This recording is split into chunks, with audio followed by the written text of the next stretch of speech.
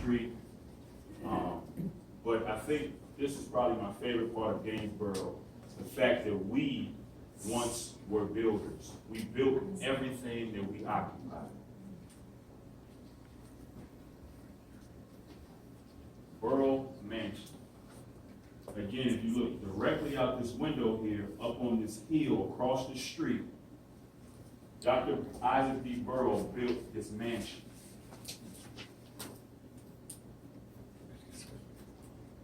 And he had his pharmacy right here. Dr. Isaac B. Burrow has erected one of the finest private dwellings owned by any colored citizen in Virginia. This was in the Roanoke, this was in the Richmond Planet when he built this. Dr. Burrow was such a prominent figure that it made it all the way to Richmond when he built his home. The doors are nearly all on a sliding pattern, and the furnishings are in keeping with the palatial appointments of the house. The material is wood and stone, and the cost exceeds $5,000. Now this was in the late 1890s, early 1900s. I did the math and tried to calculate what $5,000 then would mean now, and it was close to about, I want to say about $150,000 to $200,000. We're talking about an African American then having that kind of money to build that home. During urban renewal, his home was destroyed, along with his pharmacy. His pharmacy was the first pharmacy owned by an African American in Southwest Virginia. The building that his pharmacy was in was once a hotel owned by John H. Davis, who was from Lynchburg, who was a citizen and resident of Roanoke, who was a millionaire.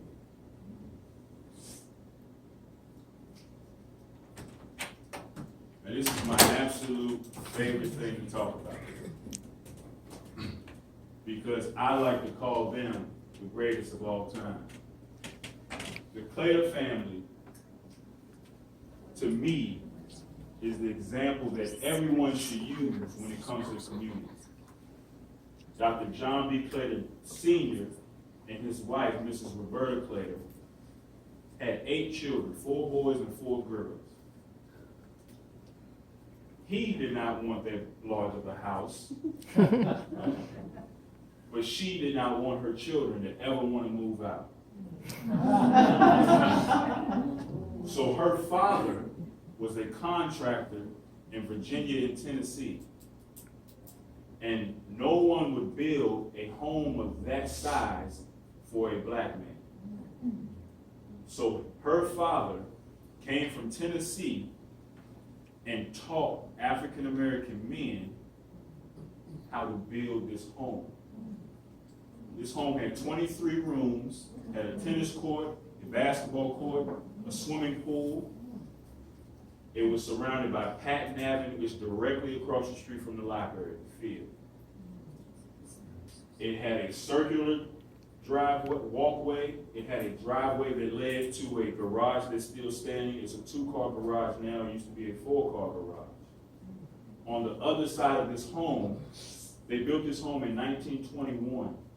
On the other side of this home, the year before that, they built a service station.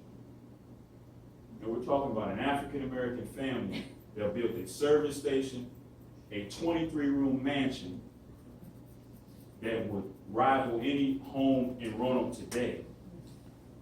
And then in the 1940s, because Mother Claytor did not want her boys to leave, she told her husband, build a clinic so that you and the boys can work together. And in the 1940s, they started in the process of building Claytor Memorial Clinic, and that building still stands today. Unfortunately, Mrs. Claytor was not allowed to see that. She would pass away a year before the clinic was finished. She had 4 boys, 4 girls. Dr. Walter Claytor, who will be 94 this year, told me that while the home was being built, Ku Klux Klan members burned a cross directly across the street from the home in this field right next to us. The way that they got the material to build the home was on the railroad system from Tennessee. And if you go directly across the street, at the bottom of the steps on the side, Mr. Woodfin, who was the father-in-law of Dr. Claytor and the father of Mrs. Claytor, told his son-in-law that he never wanted anyone to forget what they did to his family. So what he did, he etched Dr. Claytor in the ground on the sidewalk. And 100 years later, that name is still there. So you never will forget who was once at their residence. When they had the home, the service station, and the clinic, the community used to call that the Claytor Block.